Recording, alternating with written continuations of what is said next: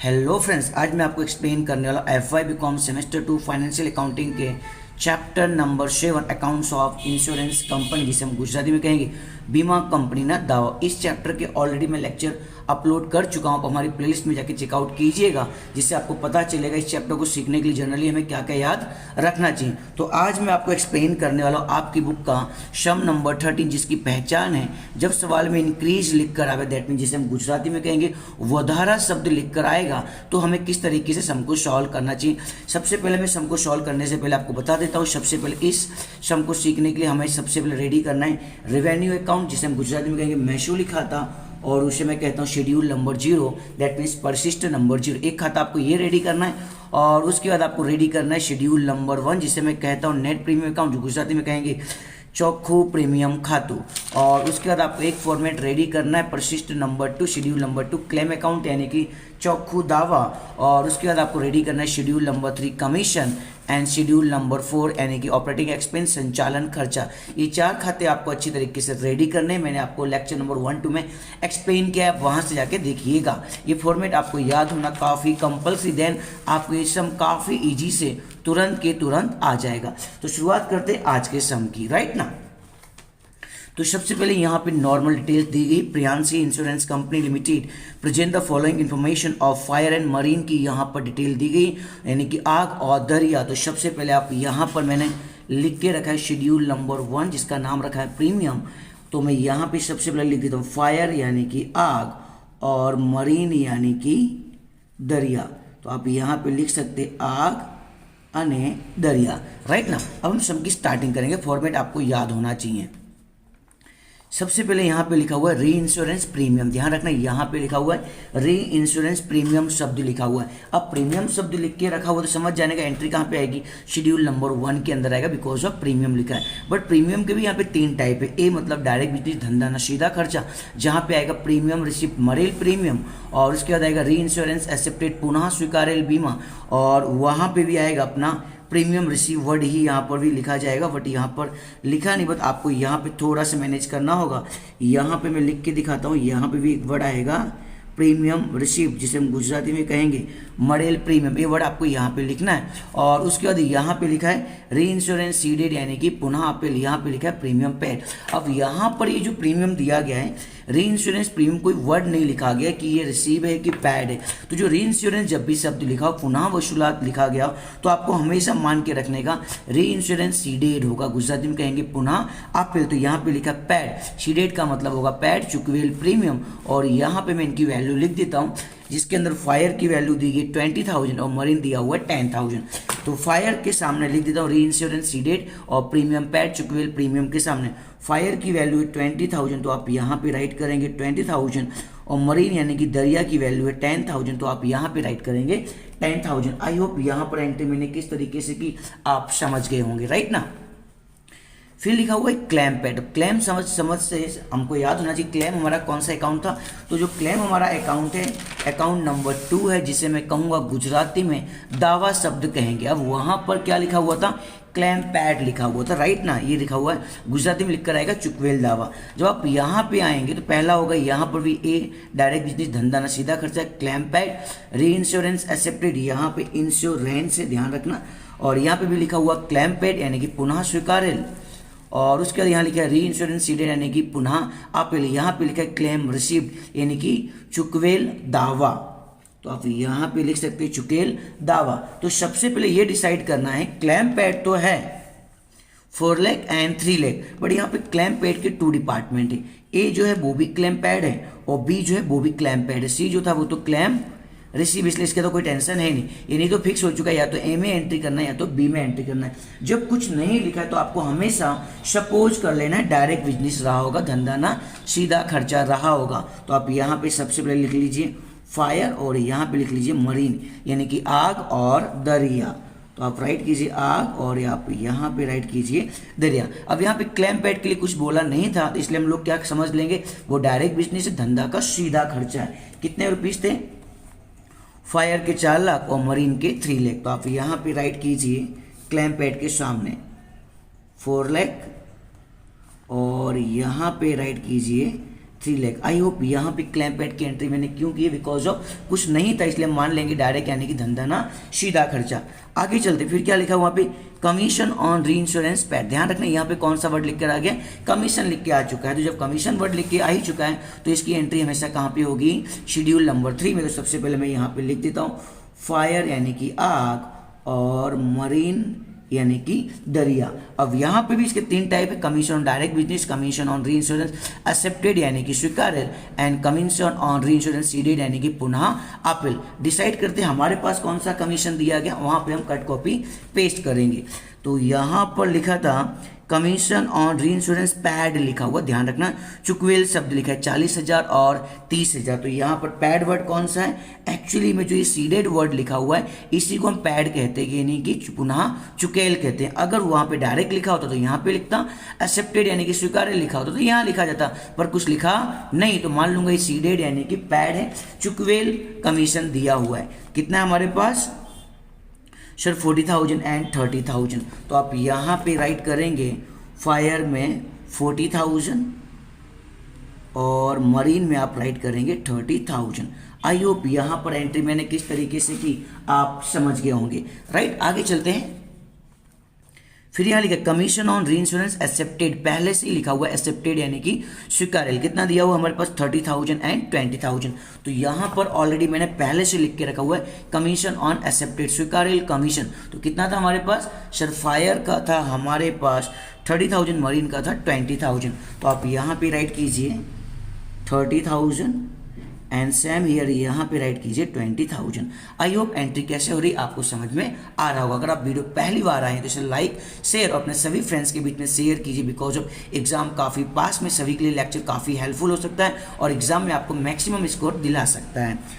आगे चलते फिर यहाँ पे लिखा है एक्सपेंस टू कंट्रोल फायर, यानी कि आग लगने का खर्चा हुआ, कंट्रोल किया आपने। तो जो खर्च होगा वो हमेशा, कोई भी एक्सपेंस होगा उसे आपको हमेशा शेड्यूल नंबर 4 में लिखना है। दैट मीन्स परिशिष्ट नंबर 4 में ऑपरेटिंग एक्सपेंस संचालन खर्चा। उससे पहले मैं यहाँ पे लिख देता हूँ फायर यानी कि आग और मरीर यानी कि दरिया। देखते हैं किसका एक्सपेंस है सर, ये खर्चा तो है फायर का, पर किसका, ये फायर का है। किसका खर्चा है, फायर यानी कि आग का खर्चा है। कितने रुपीस है सर, 10,000 है। तो आप यहाँ पर फायर वाले कॉलम में राइट कीजिए 10,000 डैश कर दे, तो यहाँ पे लिख देता हूँ मैं एक्सपेंस यानी कि ये खर्चा था। आई होप यहाँ पे एंट्री क्यों हुई आप समझ गए। कोई भी खर्चा होगा, कोई भी एक्सपेंस होगा, शेड्यूल नंबर 4 में ही आपको लिखना है।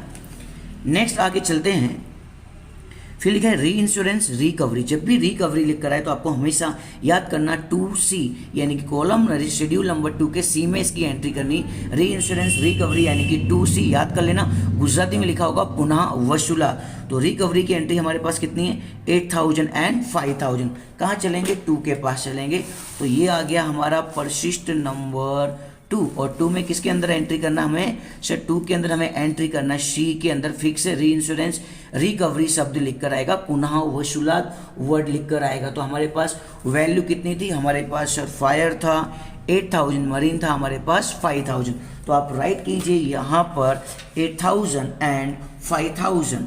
तो यहाँ पे लिखा है क्लेम रिसिप्ट यानी कि चुकवेल दावा के सामने आप राइट कीजिए 8,000 एंड 5,000। आई होप एंट्री किस तरीके से हो रही आप समझ रहे होंगे, राइट। आगे चलते हैं, फिर यहाँ पे लिखा हुआ था प्रीमियम रिसीप्ट यानी कि मॉडल प्रीमियम। कितने रुपीस हमारे पास 9 लाख और 8 लाख। तो देख लेते हैं, प्रीमियम लिख के आ गया तो मतलब कि एंट्री कहाँ पे होगी सर, शेड्यूल नंबर 1 में एंट्री होगी। जब भी प्रीमियम शब्द लिखा हो तो शेड्यूल नंबर 1 में ही आना है। बट प्रीमियम रिसीप्ट के यहाँ पर 2 डिपार्टमेंट है, एक डायरेक्ट बिजनेस के अंदर प्रीमियम रिसीप्ट धंधा की सीधा खर्चा है, मॉडल प्रीमियम है, और एक री इंश्योरेंस एक्सेप्ट में भी यहाँ पे लिखा हुआ है रिसीप्ट प्रीमियम यानी कि मॉडल प्रीमियम लिखा है। तो हमें कहाँ पे लिखना चाहिए, ये एक बहुत बड़ा क्वेश्चन आपके लिए क्रिएट होता है। तो यहाँ पर प्रीमियम रिसीप्ट मॉडल प्रीमियम तो लिखा हुआ है 9 लाख 8 लाख, पर बोला नहीं गया है कि ये एक्सेप्टेड का है या फिर सीडेड का है या फिर कुछ नहीं। जब कुछ ना लिखा हो तो आपको हमेशा क्या सपोज करना है, डायरेक्ट बिजनेस धंधा ना सीधा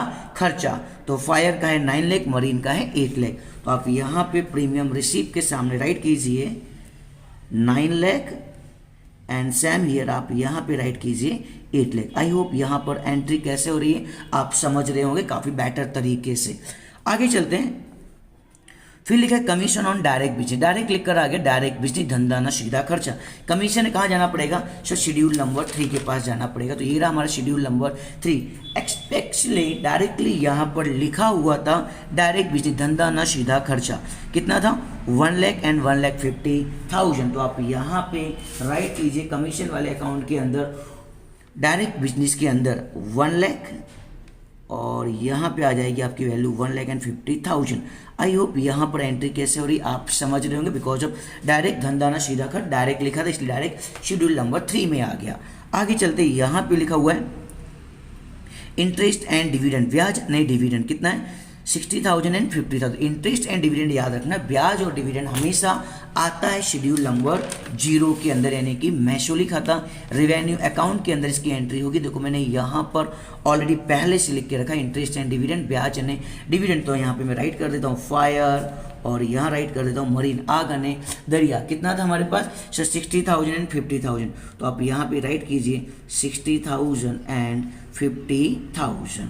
आई होप यहाँ पे इंटरेस्ट एंड डिविडेंड क्यों लिखा गया आप समझ गए होंगे। आगे चलते हैं, फिर लिखा है profit and sale of investment, that means रोकाणों और नफो। जब भी आप कोई चीज़ प्रॉफिट सेल करेंगे तो आपको प्रॉफिट होगा बिकॉज ऑफ पैसे आएंगे। जब भी सेल करेंगे तो उसकी एंट्री आपकी हमेशा होगी शेड्यूल नंबर 0 के अंदर। 0 के अंदर जो अमाउंट आती है उसे हम बोलेंगे ए, ये इनकम का डिपार्टमेंट, और नीचे जो लिखा होगा बी उसे हम एक्सपेंस का डिपार्टमेंट कहेंगे। तो आपने यहाँ पर सेल किया ना, तो सेल आपकी इनकम है, तो आप यहाँ पे राइट कीजिए सेल ऑन इन्वेस्टमेंट। तो आप राइट कीजिए, गुजराती में कहेंगे नफो, पर कोनो नफो છે સર રોકાણોનો નફો છે। तो आप यहाँ पे राइट कीजिए रोकाणोનો नफो। अमाउंट देख लेते हैं यहाँ पर कितना था फायर और मरीन का, आग और दरिया का। सर यहाँ पर दिया है 20,000 फायर और मरीन दिया है 40,000। आई होप आपको यहाँ पर दिखाई दे रहा होगा। तो आप राइट कीजिए यहाँ पर 20,000 और 40,000। तो राइट कर देता हूँ मैं यहाँ पर 20,000 and 40,000।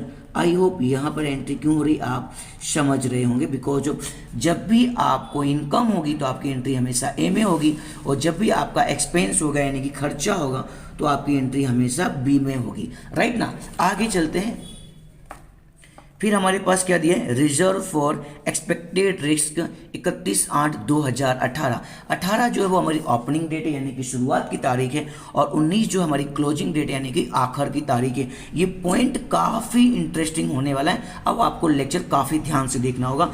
Reserve for expected risk Gujarati में कहेंगे जोखम अनामत, कितना दिया है 2 लाख एंड 5 लाख, 2 लाख एंड 5 लाख। तो चलता हूँ मैं, आपको रिजर्व फॉर अनएक्सपायर्ड रिस्क की एंट्री हमेशा होगी आपकी शेड्यूल नंबर 1 के अंदर, दैट मीन्स प्रीमियम अकाउंट के अंदर। यहाँ पर मैंने ऑलरेडी पहले से ही हेडिंग लिख के रखी, देखो रिजर्व फॉर अनएक्सपेक्टेड रिस्क जोखम माटेनु अनामत, और यहाँ पे एंट्री लिखेगी ओपनिंग एडिशनल यानी कि वधारा और अनामत दिया, नीचे मैंने लिखा लेस करके क्लोजिंग और एडिशनल। तो क्या दिया था हमारे पास फायर और मरीन का एक्सपेक्टेड रिस्क दिया है जोखम अनामत, कितना दिया है 2 लाख एंड 5 लाख। तो सबसे पहले आप राइट कीजिए फायर के सामने 2 लाख और मरीन के सामने 5 लाख। तो यहाँ पर मैंने ऑलरेडी लिख के रखा हुआ फायर एंड मरीन। तो ओपनिंग अपने पास दिया है 2018 का दिया हुआ है, तो ये लिखा हुआ ओपनिंग यानी कि शुरुआत। तो आप यहाँ पे राइट कीजिए 2 लाख और यहाँ पे राइट कीजिए 5 lakh. Reserve for unexpired risk के अंदर जोखम माटेनु अनामत। राइट ना। आगे चलते हैं, फिर क्या दिया गया लाइबिलिटीज फॉर आउटस्टैंडिंग क्लेम, यानी कि यहाँ पे क्लेम के कुछ पैसे बाकी रह गए। अब यहाँ पे क्लेम तो आ चुका है, तो फिक्स हो चुका है कि एंट्री तो कहाँ पे होगी शेड्यूल नंबर 2 के अंदर, बिकॉज क्लेम यानी कि दावा लिखा है। पर यहाँ पे 2018 का 40/30 और 19 का 50 एंड 60। तो चलते हैं हमारे सवाल के पास में शेड्यूल नंबर 2 के पास में। तो ये रहा हमारा पास शेड्यूल नंबर 2। अब यहाँ पर आउटस्टैंडिंग क्लेम जो है चुकाना बाकी जो पैसे वो भी बहुत तरीके से, दैट मीन्स 3 तरीके से, आउटस्टैंडिंग क्लोजिंग डायरेक्ट बिजनेस वाला, outstanding closing opening, insurance accepted वाला यानी कि स्वीकार्य वाला। अब यहाँ पर कोई वर्ड का यूज नहीं किया गया है कि ये एक्सेप्टेड का है कि सीडेड का है, स्वीकार्य लिया। आप पहले जब कुछ नहीं लिखा है तो आपको हमेशा क्या सपोज कर लेना डायरेक्ट बिजनेस यानी कि धंधा ना सीधा खर्चा। तब आपको क्या करना है क्लोजिंग को प्लस करना है और ओपनिंग को माइनस करना है। तो यहाँ पर ओपनिंग कितना हमारे पास 2018 का 40,000 और 30,000। तो आपको मैंने यहाँ पर पहले से लिखा है ओपनिंग क्या हो जाएगा माइनस हो जाएगा। तो आप राइट कीजिए यहाँ पर 40,000 ओपनिंग यानी कि शुरुआत नहीं बाकी 40,000 और यहाँ पे राइट कीजिए 30,000। ओपनिंग हमेशा लेस होगा और क्लोजिंग हमेशा प्लस होगा। क्लोजिंग बैलेंस 2019 का हमारे पास कितना है, यहाँ पर आपको दिखाई दे रहा होगा 50,000 and 60,000 because fire and marine है। तो आप यहाँ पे राइट कीजिए 50,000 और यहाँ पे आपकी वैल्यू आ गई 60,000। आई होप यहाँ पर मैंने क्यों लिखा है, बिकॉज ऑफ कुछ नहीं बोला था, इसलिए हमेशा एंट्री किसमें होगी, डायरेक्ट यानी कि धंधे के सीधे खर्चे में। आगे चलते कुछ दिया हुआ है, यस सर, यहाँ पे एडिशनल रिजर्व दिया है, वधारानु अनामत दिया गया, किसका दिया है 2018 यानी कि ओपनिंग का दिया गया है। तो यहाँ पे चलता हूँ शेड्यूल नंबर 1 के अंदर, जहाँ पे आपने पहले से लिख के रखा था रिजर्व फॉर अनएस्पायर रिस्क, जोखम माटेनु अनामत, ये रहा एडिशनल रिजर्व वधारानु अनामत। तो आप यहाँ पे राइट कीजिए फायर का फायर में और मरीन का मरीन में। तो हमारे पास वैल्यू क्या है सर, वैल्यू है हमारे पास 1,50,000। तो आप यहाँ पे फायर के सामने राइट कीजिए 1 लाख और मरीन के सामने आप राइट करेंगे 50,000। अब क्या कर देना है, आपको इन दोनों का टोटल कर देना है, 2 लाख प्लस 1 लाख। तो आपका आंसर कितना हो जाएगा सर, 3 लाख हो जाएगा। तो आउटसाइड कॉलम में आप राइट कीजिए 3 लाख, 2 लाख प्लस 1 लाख ये आ चुका है फायर का। मरीन का 5 लाख प्लस 50,000। तो आउटसाइड कॉलम में आपको राइट करना है 5 लाख एंड 50,000। आई होप यहाँ तक सम किस तरीके से हुआ आप समझ गए होंगे, राइट ना। और उसके बाद देखते हैं, कुछ पॉइंट दिए गए, कुछ पॉइंट नहीं दिए, पर बोला गया है additional reserve for the both of department, दो डिपार्टमेंट फायर और मरीन दोनों विभाग के लिए इंक्रीज बाय 10% और प्रीमियम 10% हमें बढ़ाने को बोला गया। अब ये पॉइंट सबसे इंपॉर्टेंट आने वाला है और इसके अलावा कोई डिटेल नहीं दी गई है। तो अब हमें सबसे पहले क्या कर देना चाहिए सर, सबसे पहले हमें कर देना चाहिए टोटल। तो सबसे पहले टोटल करूंगा शेड्यूल नंबर 1 का, यानी कि परसिस्ट नंबर 1 जिसका नाम है चोखू प्रीमियम मडेल प्रीमियम। तो यहाँ पर अपने पास कोई भी एंट्री नहीं आई थी, आपने पूरा सम रीड किया डैश डैश डैश और आपका आंसर यहाँ पे आ चुका है 9 लाख, राइट ना। और यहाँ पे भी कोई एंट्री नहीं आई तो आपका आंसर आ चुका है 8 लाख और इसे बोलूँगा मैं टोटल ऑफ 8। और उसके बाद यहाँ पर इस बार री इंश्योरेंस एक्सेप्टेड यानी कि पुनः स्वीकार्य की कोई भी एंट्री नहीं थी, dash dash dash dash dash और टोटल भी आपका हो गया डैश और आपको मिल चुका है यहाँ पर बी।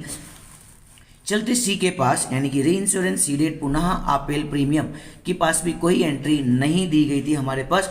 तो इसे भी मैं क्या कर देता हूँ डैश डैश डैश डैश और यहाँ पे इनका आ जाएगा टोटल कितना आ चुका है, ये टोटल आ चुका है सर 20,000 और इनका टोटल आ चुका है 10,000। और यहाँ पे मैंने लिखा a प्लस बी माइनस सी, ए में b को ऐड करना है, सी को लेस करना है। b की तो कोई एंट्री है नहीं, a में कितना था 9 लाख, उसमें c लेस कर दीजिए, 9 लाख में से 20,000 चला गया तो आपके पास यहाँ पर आंसर आ जाएगा 8,80,000।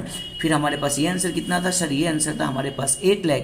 8 लाख में से आपको 10,000 लेस कर देना है तो आपका आंसर आ जाएगा यहाँ पर 7,90,000। इसे बोलूंगा a plus B minus C का टोटल। अब उसके बाद आपको ऐड करना है bonus utilisation redemption premium. Bonus premium अनामत अगर दिया होता तो प्लस कर देता, पर दिया नहीं इसलिए क्या कर दूंगा डैश और उसके बाद आपको मिलेगा नेट प्रीमियम यानी कि चौखू प्रीमियम, डैश है इसलिए कोई मतलब नहीं है। तो 8,80,000 प्लस 0 तो आपके पास आंसर कितना आ जाएगा 8,80,000। 7,90,000 प्लस 0 तो आपके पास आंसर कितना आ जाएगा सर 7,90,000। तो ये मिल चुका है आपको नेट प्रीमियम यानी कि चौखू प्रीमियम। अब नेट प्रीमियम की मदद से हमें सॉल्व करना है, यहाँ पर मैंने लिख के रखा हुआ है क्लोजिंग के लिए हमको सॉल्व करना है क्लोजिंग रिजर्व यानी कि रिजर्व फॉर अनएक्सपेक्टेड जोखम माटेनु अनामत। तो ये आपको रूल याद करना है, किस तरीके से याद करना है। फायर जो होता है वो हमेशा नेट प्रीमियम का 50% होता है, फायर में भी एफ है 50 में भी एफ है, ऐसे आप याद कर सकते हैं। और मरीन जो होता है वो हमेशा 100% होता है। तो यहाँ पर क्लोजिंग आपको सबसे पहले मिल जाएगा, फायर कितना था 8,80,000, उसका 50% करेंगे तो आपके पास वैल्यू आ जाएगी 4,40,000। तो ये आ चुका है क्लोजिंग अनएक्सपेक्टेड रिस्क जोखम माटेनु अनामत। और मरीन कितना था 7,90,000, इनका 100% करेंगे तो भी कितना आएगा 7,90,000। ये तो मिल चुका है अपने को क्लोजिंग रिजर्व। अब सबसे इंपॉर्टेंट चीज़ है यहाँ पे एडिशनल रिजर्व वधारानु अनामत कैसे सोल्व करना है, ध्यान रखना, बहुत इंपॉर्टेंट पॉइंट समझाने जा रहा हूँ। यहाँ पे लिखा था increase by 10% of premium, premium का 10% इंक्रीज करना है। तो हमारे पास प्रीमियम कितना था सर 8,80,000, तो इसका आपको कर देना है 10%। कितना हो जाएगा 88,000। ये कितना था सर 7,90,000, इनका भी कर दो आप 10%, 79,000 राइट ना। ये तो हुआ 10%, 10%। अब हमें क्या करना है, रिजर्व को प्लस करना है। तो फायर में फायर का प्लस कर दो। फायर का ऑलरेडी पहले से रिजर्व कितना था ओपनिंग के अंदर सर 1 लाख, तो आप यहाँ पे प्लस करेंगे 1 लाख। और यहाँ पर मरीन का ऑलरेडी पहले से कितना था हमारे पास ऊपर दिया गया था एडिशनल रिजर्व वधारानु अनामत सर था 50,000, तो आप यहाँ पे राइट करेंगे 50,000। तो आई होप आप समझ गए होंगे 10% इंक्रीज लिखा होगा तो सबसे पहले प्रीमियम का 10% आपको कर देना है और उसके बाद ऊपर जितना भी रिजर्व दिया गया है फायर का फायर में प्लस कर दो, मरीन का मरीन में प्लस कर दो। तो अब आपके पास यहाँ पे आ जाएगा टोटल। तो यहाँ पे आ चुका है आपका आंसर 88,000 प्लस 1 लाख, आपका आंसर हो जाएगा 1,88,000। फिर उसके बाद 79,000 प्लस 50,000 करेंगे तो आपका आंसर आ जाएगा 1,29,000। आई होप आपको दिखाई दे रहा होगा। अब हमें क्या करना है, 4,40,000 में 1,88,000 को प्लस कर देना है। तो मैं आपको सामने प्लस करके दिखाता हूँ, और सॉरी 4,40,000 प्लस 1,88,000, सॉरी कैलसी वर्क नहीं कर रहा है, सेकेंड कैलसी यूज करता हूँ। 4,40,000 यहाँ पर यस आपको नहीं दिखाई दे रहा है, 4,40,000 एक सेकेंड, तो मैं यहाँ पे फिर से सॉल्व करके दिखा रहा हूँ। 4,40,000 में आपको ऐड करना है 1,88,000, आपका आंसर आ चुका है 6,28,000। तो यहाँ पर आउटसाइड कॉलम में मैं लिख देता हूँ यहाँ पर 6,28,000 ये आ चुका है। क्लोजिंग रिजर्व किसका आ चुका है, फायर का यानी कि आग का। सेम उसी तरीके से मरीन का सॉल्व करता हूँ, 7,90,000 उसमें आपको ऐड करना है 1,29,000। तो यहाँ पर राइट करता हूँ 7,90,000 प्लस 1,29,000 प्लस 7,90,000, कैलसी वर्क नहीं कर रहा है, 7,90,000 प्लस 1,29,000, आपका आंसर आ चुका है 9,19,000। तो आप यहाँ पर आउटसाइड कॉलम में राइट कीजिए 9,19,000। आई होप यहाँ पे टोटल मैंने किस तरीके से किया आप समझ गए होंगे। और उसके बाद यहाँ पे आपको साइन दिखाई दे रही है ऐड का। ओपनिंग को आपको हमेशा प्लस कर देना है और क्लोजिंग को आपको हमेशा माइनस करना है। क्लोजिंग आपका हमेशा माइनस होगा, ओपनिंग हमेशा आपका प्लस। तो मैं यहाँ पे लिख देता हूँ प्लस और यहाँ भी लिख देता हूँ प्लस और यहाँ पर मैं कर देता हूँ माइनस एंड माइनस। तो अब आपको क्या करना है जिससे आपको मिल जाएगा शेड्यूल नंबर 1 का टोटल 8,80,000 के अंदर 3 लाख को प्लस करना है एंड 6,28,000 को आपको लेस करना है। तो जब आप लेस करेंगे तो आपका आंसर यहाँ पर आ जाएगा 5,52,000।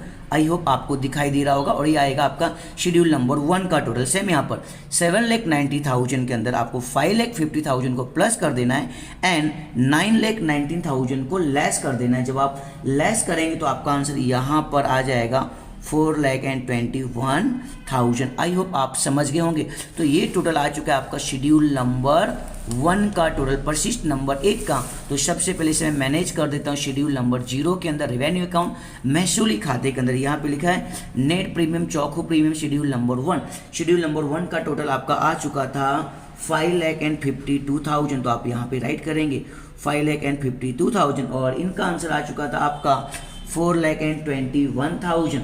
तो आप यहाँ पे राइट करेंगे 4,21,000। ये आ चुका आपका शेड्यूल नंबर 1 का टोटल। चलते हैं क्लोज करते हैं शेड्यूल नंबर 2 को। तो ये आ चुका आपका schedule number 2 persist number 2 claim यानी कि चौखू दावा। 4 लाख में आपको 50,000 को प्लस करना है और 40,000 को लेस करना है। तो 4 लाख प्लस 50,000 कितना हो जाएगा, 4,50,000 माइनस 40,000। आंसर आ गया आपका यहाँ पर 4,10,000। सेम यहाँ पर 3 लाख में 60,000 आपको प्लस करना है, कितना हो जाएगा 3,60,000 एंड 30,000 को आप लेस करेंगे तो आपका आंसर आ जाएगा 3,30,000। और उसके बाद यहाँ पर बी के अंदर एक्सेप्टेड स्वीकार्य में कोई एंट्री नहीं आई थी तो आप क्या करेंगे dash dash dash dash dash और टोटल भी हो गया डैश के नाम से, राइट ना। फिर सी के अंदर एक एंट्री आई थी बाकी कोई एंट्री नहीं आई थी, डैश डैश डैश और यहाँ पे आ चुका है आपका आंसर 8,000 और इनका आ चुका है यहाँ पर 5,000। और उसका सिंपल फंडा वही ए प्लस बी माइनस सी, बी में तो कोई एंट्री है नहीं, डायरेक्ट सी में दिया हुआ है 8,000, तो 4,10,000 में से आपको लेस करना है 8,000, 4,10,000 में से 8,000 लेस करेंगे तो आपके पास आंसर आ जाएगा 4,02,000। सेम हियर यहाँ पर 3,30,000 के अंदर से आपको लेस करना है 5,000, तो आपका आंसर यहाँ पर आ जाएगा 3,25,000। आई होप आप समझिए। उसके बाद मैंने यहाँ पे लिखा है प्लस लीगल एक्सपेंस दावा माटेना कानूनी खर्चा प्लस मेडिकल एक्सपेंस दावा माटेनो मेडिकल खर्चा, बट यहाँ पे कोई एंट्री नहीं आई थी इसलिए डैश डैश डैश, और फिर से वही टोटल लिख देंगे हम यहाँ पर 4,02,000। सेम ईयर यहाँ पर आ जाएगा 3,25,000, और ये आ चुका है आपका शेड्यूल नंबर 2 का टोटल। चलता हूँ शेड्यूल नंबर 0 के पास, महसूली खाते के पास, जहाँ पर मैंने लिख के रखा होगा 2 नंबर, ये लिखा है मैंने 2 नंबर में लिख दिया था फायर में फायर की एंट्री और मरीन में मरीन की एंट्री, तो यहाँ पर इनका आंसर आ चुका था 4,02,000 और मरीन का आंसर आ चुका था आपका 3,25,000 यानी कि दरिया आएगा। आई होप आप समझ गए कि शेड्यूल नंबर 2 को मैंने किस तरीके से क्लोज किया। चलते हैं शेड्यूल नंबर 3 के पास जिनका नाम है कमीशन। तो यहाँ पे सभी एंट्री ऑलरेडी पहले से हो चुकी हैं, हमें सिर्फ क्या करना है प्लस माइनस करना है। 1 लाख प्लस 30,000 कितना हो जाएगा 1,30,000। 1,30,000 में से आपको लेस करना है 40,000, तो आपको मिलेगा यहाँ पर ए प्लस बी माइनस सी का आंसर, और आपका आंसर आ जाएगा यहाँ पर 90,000। सेम यहाँ पर 1,50,000 प्लस 20,000 1,70,000। 1,70,000 में से आपको 30,000 लेस कर देना है, तो आपका आंसर आ जाएगा यहाँ पर 1,40,000, और ये क्लोज हो चुका है आपका शेड्यूल नंबर 3 यानी कि कमीशन अकाउंट। चलते हैं इसे कहाँ भी मैनेज कर देता हूँ, शरीर से मैनेज करेंगे शेड्यूल नंबर 0 के अंदर यानी कि महसूली खाते के अंदर, जहाँ पे मैंने ऑलरेडी लिख के रखा कमीशन यानी कि 3 नंबर। तो इनकी वैल्यू कितनी आ गई थी सर, इनकी आई थी 90,000, फायर की यानी कि आग की, और मरीन यानी कि दरिया आ चुका था 1,40,000। आई होप आप समझ गए मैंने एंट्री किस तरीके से की।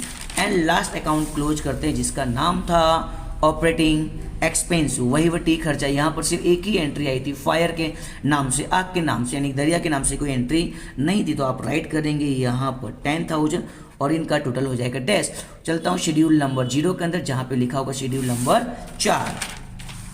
आ चुका हूँ मैं शेड्यूल नंबर 0 के अंदर महसूली खाता यानी कि रेवेन्यू अकाउंट के अंदर मैंने ऑलरेडी लिखा ऑपरेटिंग एक्सपेंस यानी कि 4 नंबर वहीवटी खर्चा या फिर संचालन खर्चा भी से हम कह सकते हैं। इनका टोटल कितना आ चुका था सर, इनका टोटल आ चुका था 10,000।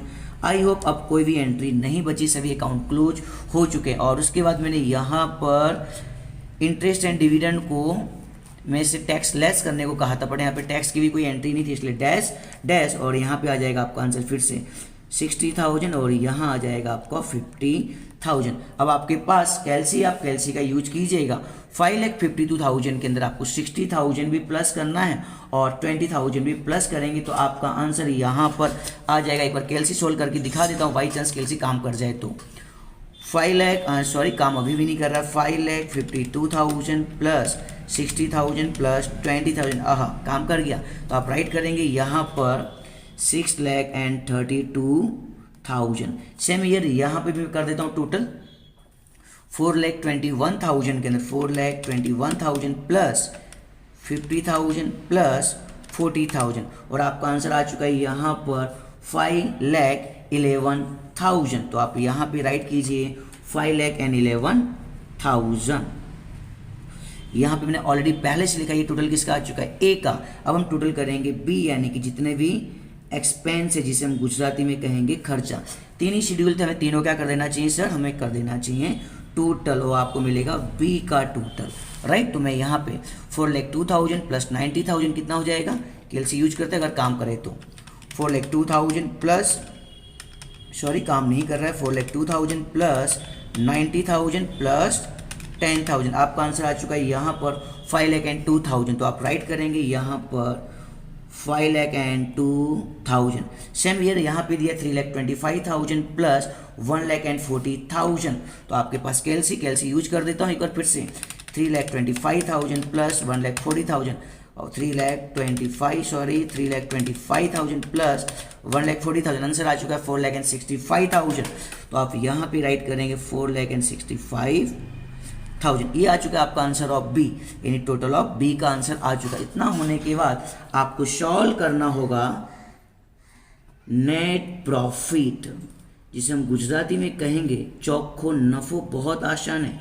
टोटल ऑफ ए में से टोटल ऑफ बी को आपको लेस कर देना है। टोटल ऑफ ए आपका आ चुका था यहाँ पर 6,32,000, 6,32,000 लेस करेंगे हम लोग वहाँ से 5,02,000 माइनस 5,02,000, आपका आंसर आ चुका है यहाँ पर 1,30,000।